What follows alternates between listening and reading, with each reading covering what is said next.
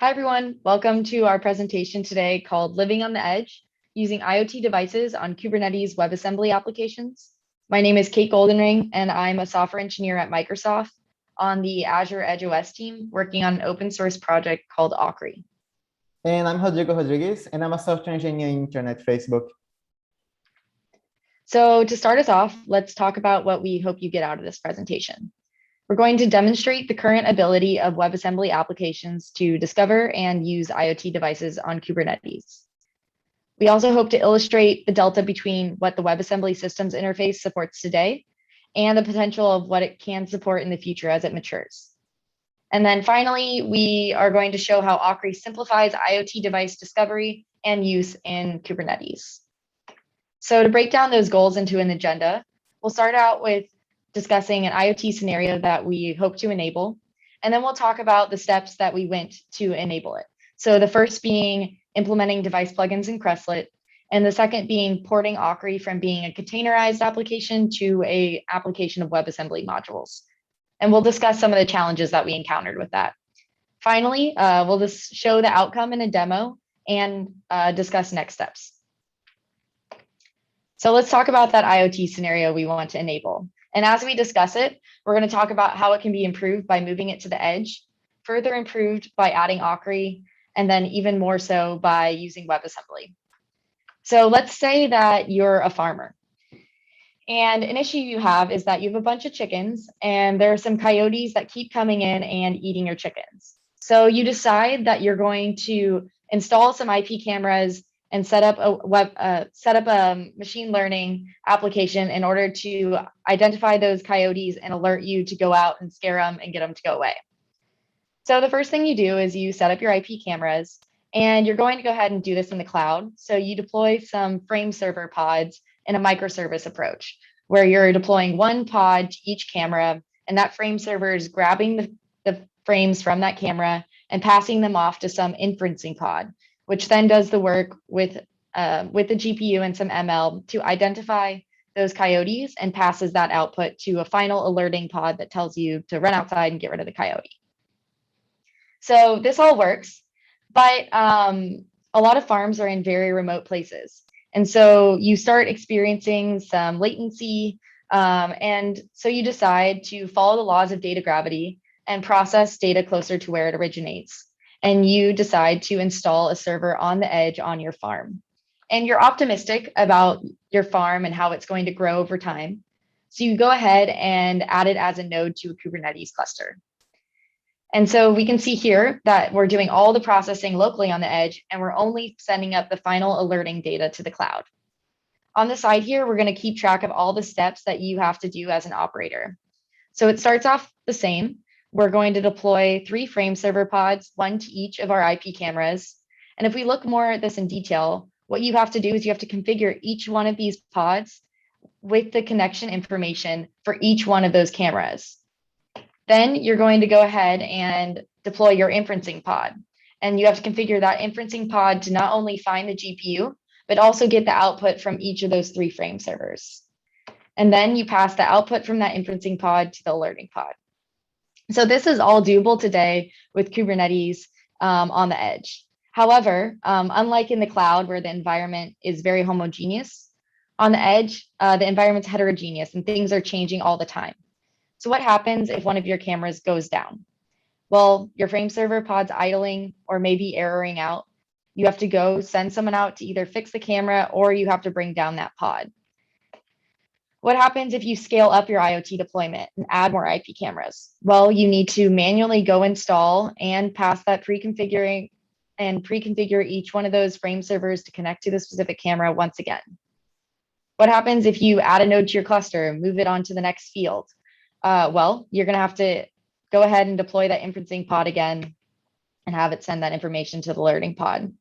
So as the environment continues to change, you have to keep interacting with this cluster. And this is where Akri comes into the picture. So Akri can be read as an acronym that stands for Kubernetes Resource Interface. And that's because it aims to abstract away the details of device discovery and use. So let's look at how this scenario is simplified using Akri. So the first step now is to deploy Akri, and you can do that with Akri's Helm chart. Next, you're going to install or deploy an Akri configuration, which is one of Akri's custom resources. And this is how you tell Akri what you want to discover and what you want Akri to automatically deploy to what it discovers. So in this case, specifically, you specify a discovery handler. And Akri supports 3 discovery handlers. OnVIF for discovering IP cameras, UDEV for devices in the local Linux device file system, and OPCUA for industrial machinery. So in this case, we're discovering IP cameras, so we're specifying the OnVIF discovery handler. Next, we are going to specify that for each camera that's discovered, we want our frame server pod to be deployed. And that's where we're putting that in the broker pod spec. And we call the workload that's automatically deployed to discovered devices a broker. So once you have applied your configuration to the cluster, you can see that Akri automatically discovered the cameras and deployed those frame server pods to each individual camera. And it injects all the connectivity information into each of those pods. Akri also automates the creation of services. So you can see here that it created one service to provide a stable endpoint for getting access to the frames from all of the cameras. So now that we've discovered the cameras, let's go ahead and discover our GPU with Akri. So we're going to apply another configuration. This time we're going to use the UDEV discovery handler, and we're going to specify the inferencing pod as our workload. After deploying that, we can see that we discovered our GPU. So we're back at the previous first stage of our last scenario, but now let's see what happens as the environment changes. So we scale up our IP camera deployment. Akri automatically discovers those cameras and deploys more frame servers. We add a node, Akri automatically discovers the additional GPU and deploys another inferencing pod. So we can see here that as the environment continues to change, if there's intermittent connectivity of devices, Akri will bring down pods. When they come back, Akri will bring them back. So Akri handles these unique scenarios on the edge. Another thing that's important to Akri on the edge is being as low footprint as possible.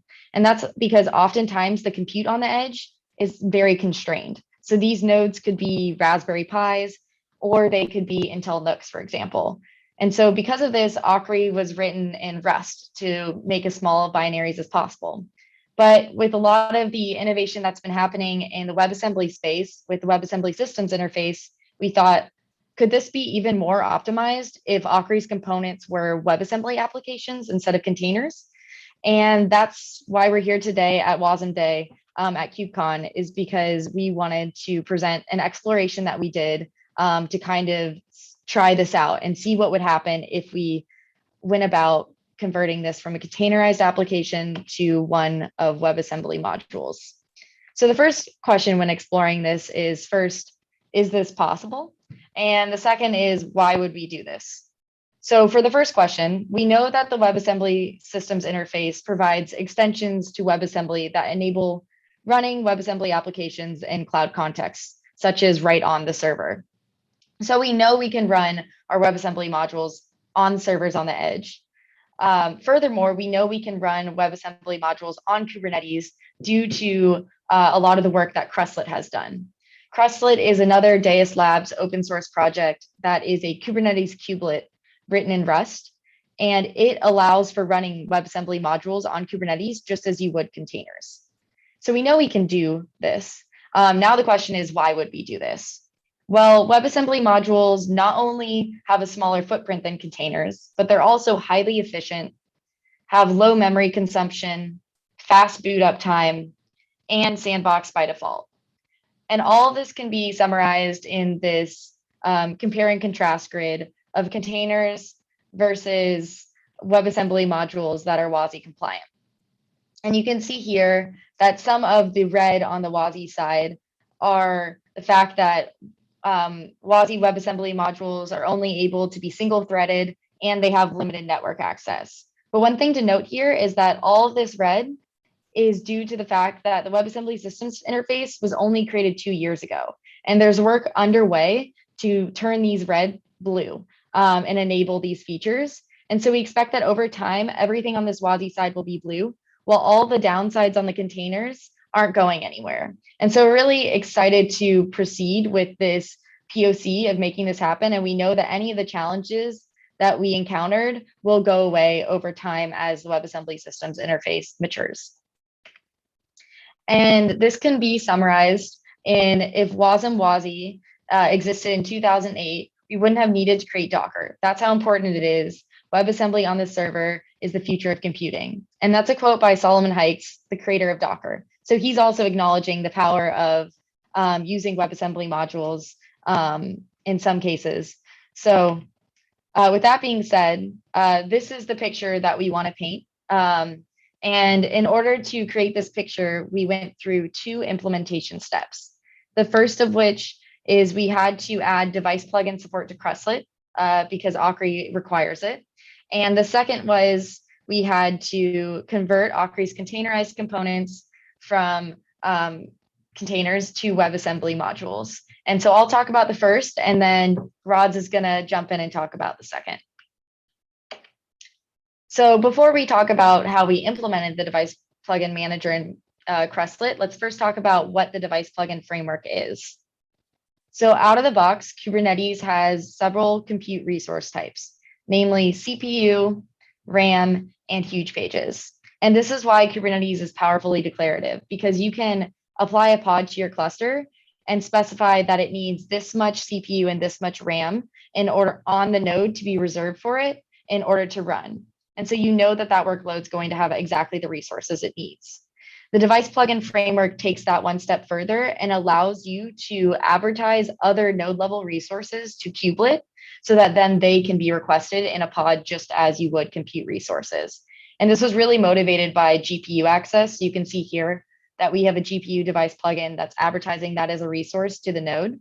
And then we have a GPU pod that's requested it in this container spec on the side. And Akri uses this framework for when it discovers devices, it then creates device plugins to represent them. And thereby, when it automatically deploys applications, it requests those resources. And so that's why we needed then to implement the device plugin framework in Krustlet.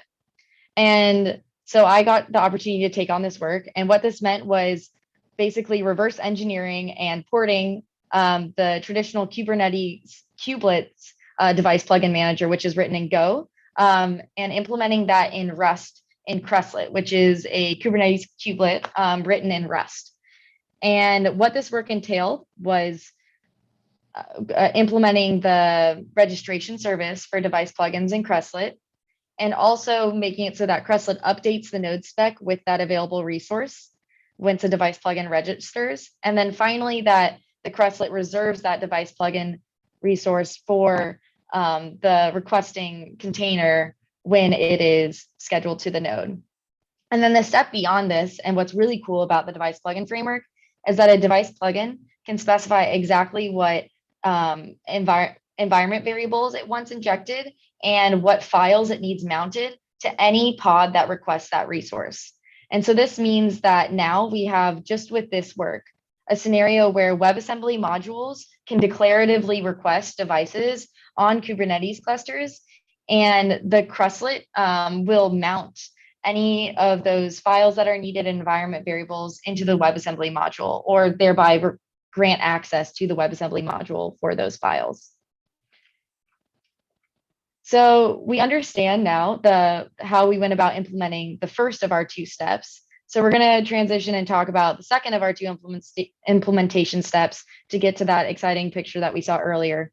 But before we talk about how we changed Akri's architecture to have WebAssembly components, let's talk about what Akri's architecture consists of. So the first component in Akri's architecture that we've seen earlier is Akri's first custom resource definition, which is our configuration. And in a configuration, you specify what you want to find by specifying what discovery handler you want to use. We mentioned onvif and udev and the third OPCUA earlier. And the second part of configuration is the broker pod spec, which is where you specify what workload you want automatically deployed to discovered devices. Once you apply that to your cluster, the Akri agent, which runs on every node in the cluster, will see that, and it will tell the appropriate discovery handler to start looking for those devices, whether locally on the node or across the network. For every device that the discovery handler discovers and reports back to the Akri agent, the agent will create a device plugin for it, thereby advertising that device to the kubelet and the cluster at large as a requestable resource. The agent also creates our second custom resource, the Akri instance, to represent the device in its usage. So we now have this inventory of the devices that Akri has discovered. And finally, our last component is the Akri controller. What it does is when it sees an instance, it will automatically deploy the workload that it was specified in the configuration to use that instance and request the device plugin that was created by the agent, thereby deploying a pod that has all of the resources and connectivity information that it needs to connect to that device. So with all of that, I'll pass it off to Rod to talk about how we changed this architecture to contain WebAssembly components.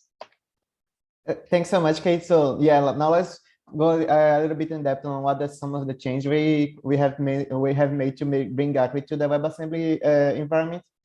You can see right there on the design, on the updated design part, the upper part of the design is actually 100% the same as Kate was showing up on the previous slide. So we didn't change anything there. So you can still have the configuration, the instances, the correct CRDs, and the Akri controller is still there. So the core change comes on the node level. You can see that the most impactful change is it's now every node will be a Krustlet node. So it's not running on a normal kubelet anymore. And what this means is this node is capable of running WebAssembly workloads.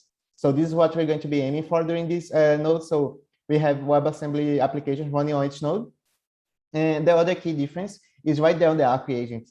Not that the Akri agent is different, but now instead of running instead of running inside Kubernetes, it's now running locally. And this is because since Krustlet is only capable of running WebAssembly workloads, and the Akri agent is a container application, it was required to be removed from Kubernetes, but still they're communicating a lot with the rest of the Kubernetes cluster. It's not deployed to the node yet. And the rest is of course the more interesting part, which was the WebAssembly application. So we have Discovery Handler and the Wasm brokers. So for this POC, we have used DebugGecko Discovery Handler, and DebugGecko is a debugging Akri Discovery Handler that serves as a test for Akri discovery process. So it's discover fake devices and start using them on their applications. So we can see that the Akri is really, so it's kind of like a simulation of the Akri process.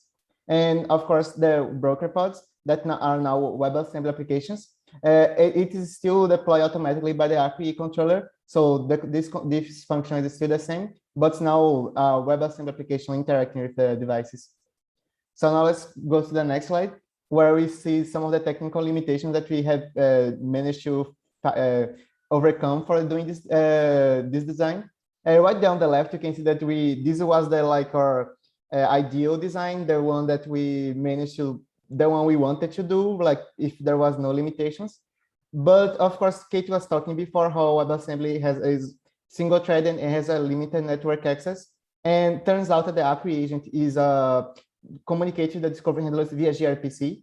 And since gRPC requires sockets and HTTP2, which is not supported by WebAssembly yet, we had to create this new component called the gRPC proxy. And what this proxy does is it mediates the communication between the Akri agent and the discovery handler. And it does that by using the file system. So the the gRPC proxy will connect to the Akri agent, and you'll send everything that the agent sent to an input file that can then later be written by the discovery handler that can start the discovery process. And as soon as the devices has been discovered, it will be then printed to an output file. So this way the agent will know about the device has been discovered, and they can start continue on with the Akri process. So now let's go for the demo. And you can see right down the right, we have our updated design with the overcomes we have to deal with. So our demo will be composed on 4 steps, and I'm going to be breaking down them before we jump to the video. First, we're going to be setting up our cluster. So we're going to be making sure we are running on a 2-node cluster, one being a normal kubelet and the other one being Krustlet. Then we're going to be deploying Akri. So what this part will be composed to is we're going to be doing the Helm installation of Akri. You're going to be seeing that's really similar to the one we are really used to. And we're going to be running the local programs. So this being the gRPC proxy, and the agent will be also required to be running locally there. Then we're going to be applying the Akri configuration, sorry, the Akri DebugGecko configuration. So we can make sure that the Akri agent already know which device to look for, and also configure the broker pods so the Akri controller can deploy the correct brokers as soon as they find the device was discovered, sorry. And finally, the final step would be to deploy our discovery handler itself. So we can start to see the discovery process are taking place in full action during the demo. So yeah, now let's go for the video.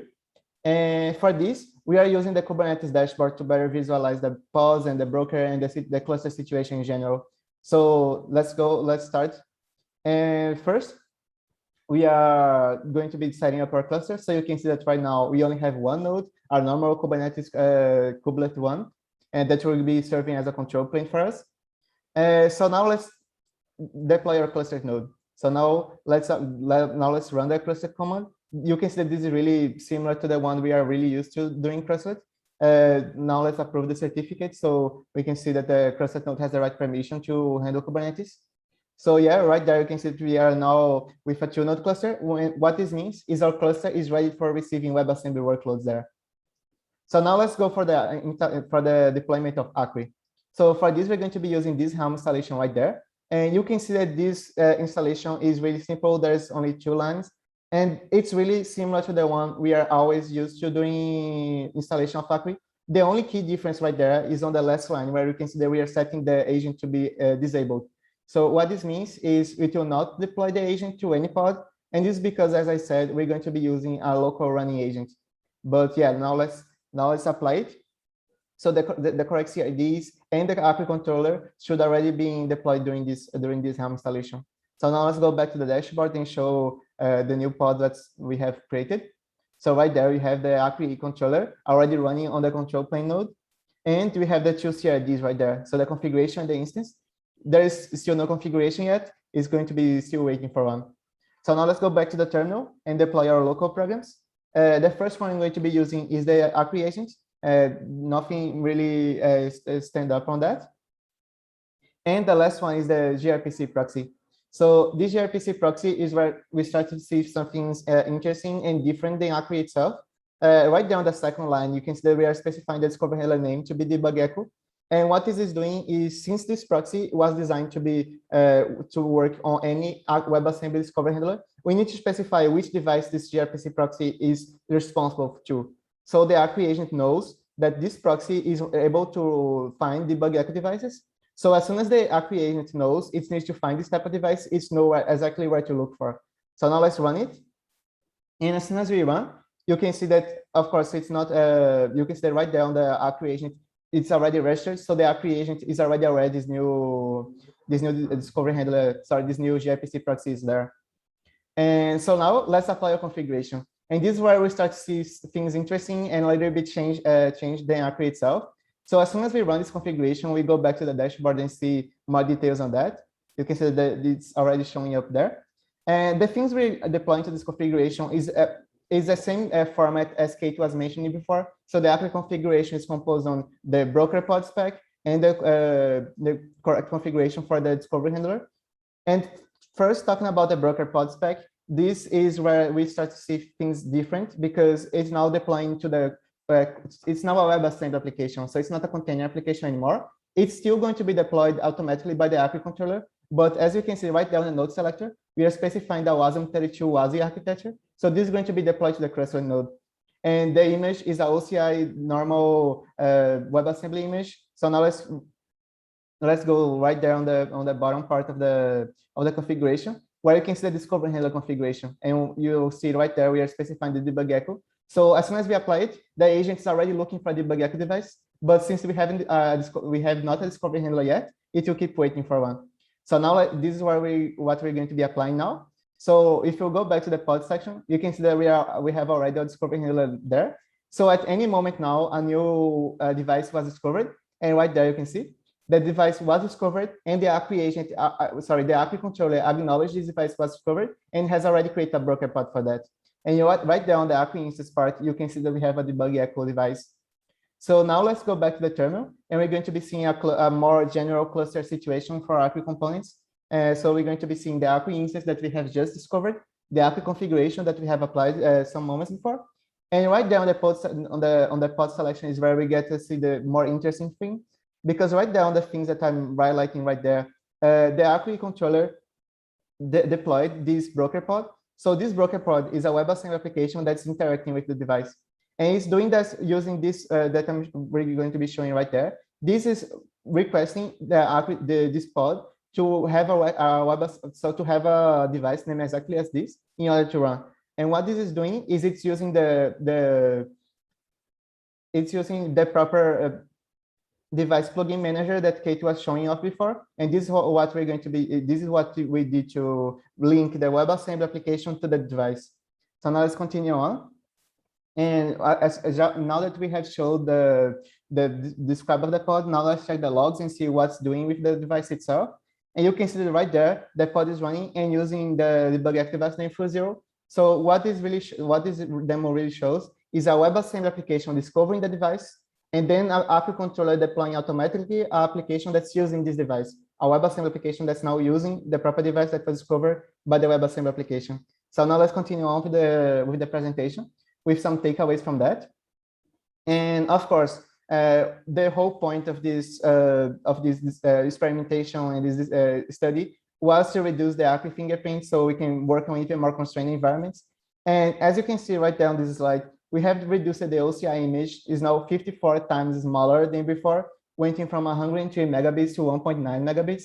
So this, I don't know about you guys, but this is a really dramatic decrease there. Really shows a sense of how WebAssembly is on a completely different scale than normal containers in terms of memory usage.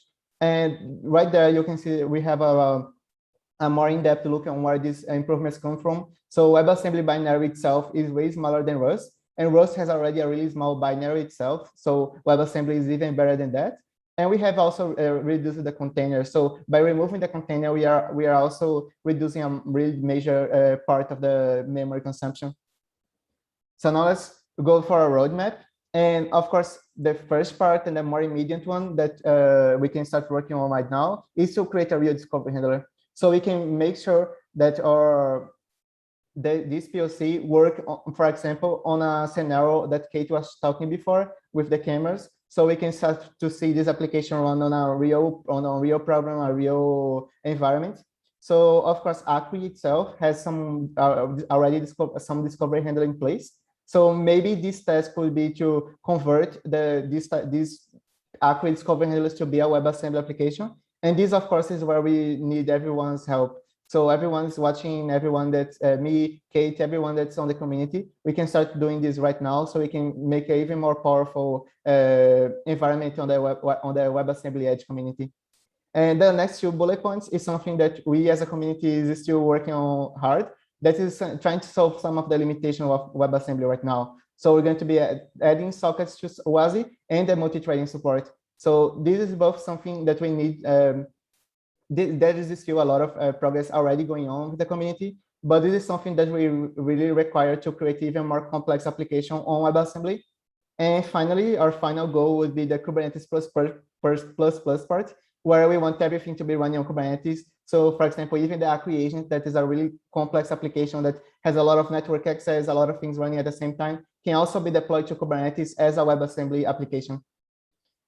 And yeah, so to conclude things up, if you want to get involved, there's plenty of ways to do so. This POC is right there on the first link on the first link on this slide, where you can check the demos and everything that we have shown up during this demo. But of course, you can also get in touch with Akri, Krustlet, and the WASI specification itself. So yeah, thanks so much for attending.